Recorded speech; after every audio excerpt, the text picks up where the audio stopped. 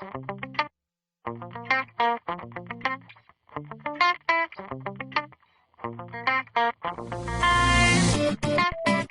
now you know a little bit about knowing your client's representational system. So, as a review, what is a representational system?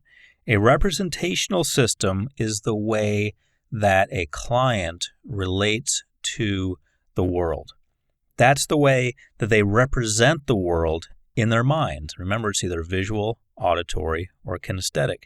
That's the way that they sort things out in their head. There are all kinds of ways to look at the world. We can look at a room. Two people can go in the same room and they can have a completely different mental experience of that room. And it's all based on how they prefer to interpret the data. When you think about it, two people can have the same experience in general, just any experience, and they can walk away from it with two different stories. You can ask two people what happened in the same event, and they will honestly and truthfully, not lying at all, they will tell you two completely different stories about what happened based on what they think the other person was thinking or the motives were or what was really going on. Oh, he hit her because he's jealous. Or the same event told by someone else. Oh, well, she caused him to hit her because she had already done this previously, or she had bad intentions, or what have you. Well, when you get right down to it, what really happened is what happened. That's what happened. Those are the facts, as the law would say. Those are the facts. That is what happened. But people are interesting, aren't they? They'll come up with a story about what happened. They'll put all these things into it, all these things that they're really not making up because they believe them to be true, but some of the things didn't really happen. They're extra bits of information that may or may not matter. The representational systems are kind of like that. We can have the same experience as someone else, but based on sometimes our experiences in the past or the way our brains are organized, we will present a story, an account of the same situation completely differently. Completely differently. So visual people will present it in terms of what they saw. Auditory people will present it in terms of what they heard. And kinesthetic people will present the same exact situation in terms of what they felt, what they touched, what they felt, what they perhaps think the other person was touching or feeling or what have you. So we have the same experiences experienced differently by different people. Now, how does this help with communication? You know a lot now about the different representational systems, and you know that people experience things differently. So what you want to do is start incorporating this into your world, into your life. How does this help with communication? It helps when you start paying attention. You start paying attention and you start talking the same language as the other person. And when you do this, when you pay attention and when you talk the same language as the other person, what you find out is that your communication goes a lot further. And you may find out, to your shock and amazement, that you've been wasting a lot of time attempting to talk to people in one language when actually they want to talk in a different language. They are not interested in hearing about what you saw in the movie that they're about to see. Let's say you just saw a movie and you're telling them about the movie and you're talking about what you saw. But they're not visual, they're auditory. They want to know about the sound effects and what people said and so forth. Or maybe they tell someone else about the movie, trying to get them interested in it, and they're talking about what they saw, and this person's kinesthetic. They don't want to hear about that. They want to hear about how it felt to be there when the explosions went off in that scene. How did that feel? How did that make you feel? Was it riveting? Was it gripping? How did you feel? Was it a hot movie? What was the temperature like if the movie could actually have a temperature? People who are Kinesthetic will assign temperatures to things, even when they, of course, don't have a temperature. So this helps with communication by making sure that you are, in your case, talking the client's language.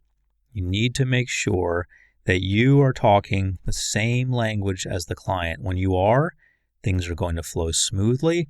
When you're not, as I've said, you may as well be talking another language. You may as well be talking Chinese to someone who speaks English. And you know how people who speak English, notoriously, when they talk to someone else who doesn't speak English very well, will just slow things down and start talking like this, as if this is going to help. I want to tell you, if you're not talking their language, this is not going to help. If you're primarily talking a visual language to an auditory person, you can speak as slowly and clearly and post as many memos and send as many emails as you want, and it's not going to help. Speak their language. It helps in communication. Let's talk about words that are commonly used with each representational system. Each system has its own words that you're going to find are unique to that system. And once you do find the words unique to that system, you're going to be able to streamline everything. You're going to be able to have a way to talk to them that really speaks their language. So I want you to do some research on this, because you can look it up online. You can find long lists of words that are visual, long lists of words that are auditory, and long lists of words that are kinesthetic.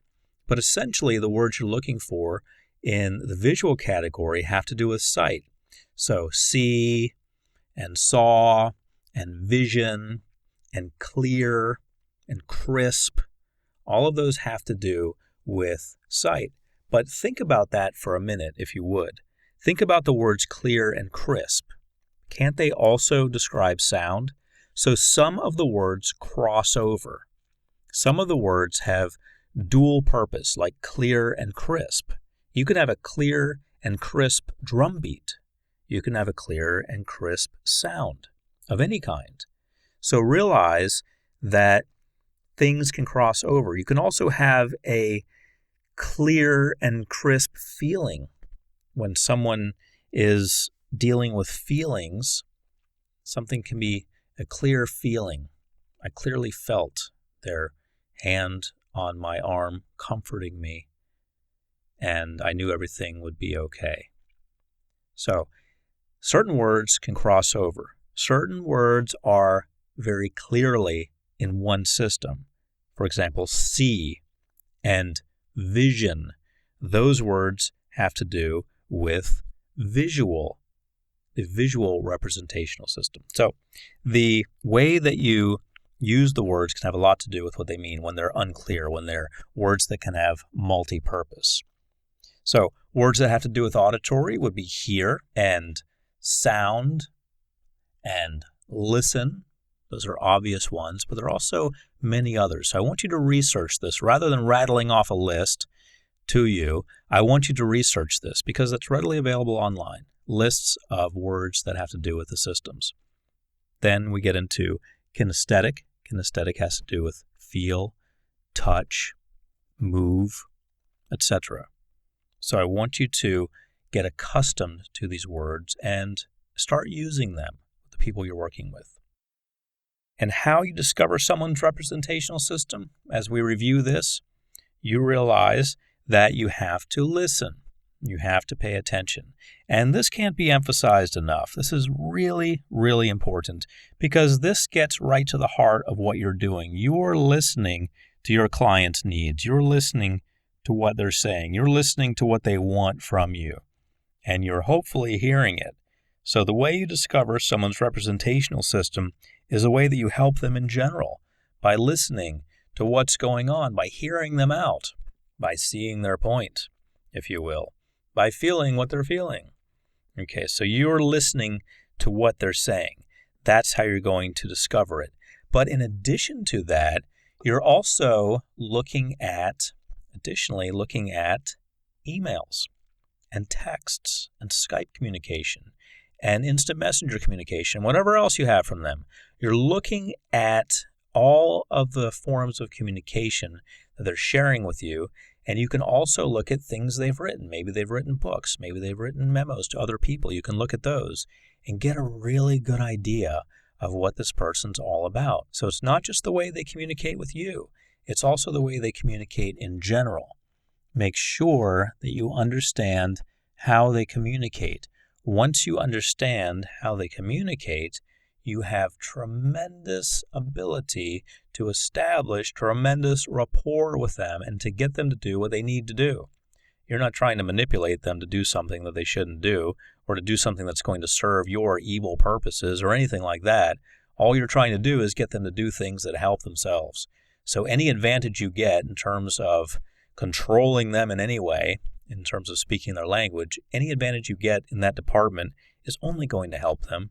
It's only going to benefit them. That's the only reason you're gathering this information. So realize that the more information you can gather and the more quickly you can get the information, the sooner you'll be able to start working with them and getting them to where they want to be.